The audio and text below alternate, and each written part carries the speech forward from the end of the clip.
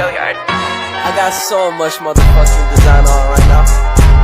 Break it down, bring it back, make it clap. I got 3 old thoughts, new block, wear that thing. Bitches on my line, and you know. Pengertian faringtis. Faringtis adalah peradangan pada selaput lendir yang melapisi bagian belakang tenggorokan atau faring. Peradangan ini bisa menyebabkan ketidaknyamanan, kekeringan, dan kesulitan menelan. Faringtis dapat disebabkan akibat infeksi maupun non-infeksi.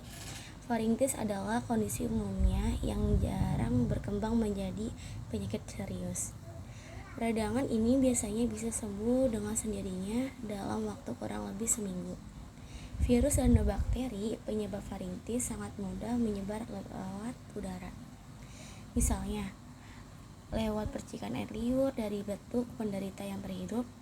Meski faringtis umumnya adalah kondisi yang tidak berbahaya dan dapat sembuh dalam beberapa hari, pengobatan tetap perlu dilakukan untuk meredakan gejala yang timbul. Penyebab faringtis atau radang tenggorokan paling sering disebabkan oleh infeksi virus. Jenis virus penyebab faringtis bisa beragam, tetapi umumnya berasal dari golongan virus influenza, adenovirus, rhinovirus, coronavirus, dan Epstein-Barr faringtis juga bisa disebabkan oleh penyebaran infeksi dari penyakit lain, pilek, pertusis campak, cacar, dan monukleosis. Faringtis juga disebabkan oleh infeksi bakteri. Bakteri ini biasanya berasal dari golongan Streptococcus, meski jarang bakteri lain seperti Neisseria gonorrhoeae, Chlamydia trachomatis, dan Cronenbergium diphtheria juga bisa menyebabkan faringtis. Selain virus dan bakteri, pada kondisi yang jarang terjadi, infeksi jamur Candida juga bisa menyebabkan faringtis.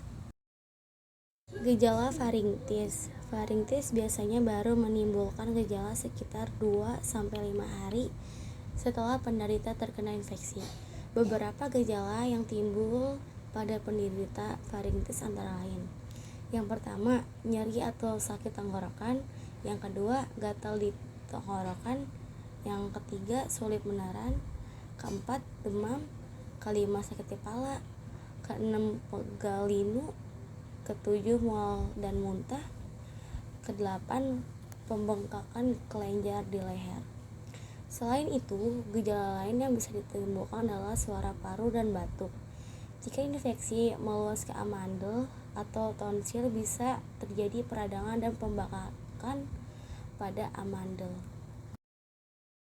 Faktor resiko faringtis. Yang pertama, memiliki riwayat alergi seperti alergi dingin, alergi debu, atau bulu binatang. Yang kedua, sering berada di ruangan yang kering seperti kamar ber-AC. Yang ketiga, sering terpapar asap rokok atau polusi. Yang keempat, memiliki riwayat kontak dengan penderita faringtis, misalnya tinggal bersama penderita radang tenggorokan atau bekerja di rumah sakit. Yang kelima, memiliki daya tahan tubuh yang lemah. Yang terakhir, keenam, sering melakukan aktivitas yang menyebabkan ketegangan otot tenggorokan, misalnya karena berbicara atau berteriak terlalu keras. Komplikasi faringtis. Faringtis umumnya tidak menimbulkan komplikasi. Namun, bila kondisi ini terus dibiarkan tanpa penanganan, infeksi dapat menyebar dan menyebabkan sejumlah komplikasi seperti: yang pertama, infeksi telinga; yang kedua, peradangan pada sinus atau disebut juga dengan sinusitis; yang ketiga, demam, penumpukan darah, abses pada tenggorokan, glomerulonefritis. Pencegahan faringtis. Yang pertama, hindari menyentuh area wajah dengan tangan yang tidak higienis. 2. Selalu tutup mulut dan hidung tangan dengan atau tisu batuk. Yang ketiga, jangan berbagi peralatan makan dan minum atau peralatan mandi dengan penderita faringtis. Keempat, hentikan kebiasaan merokok. Kelima, hindari paparan asap rokok dan polusi.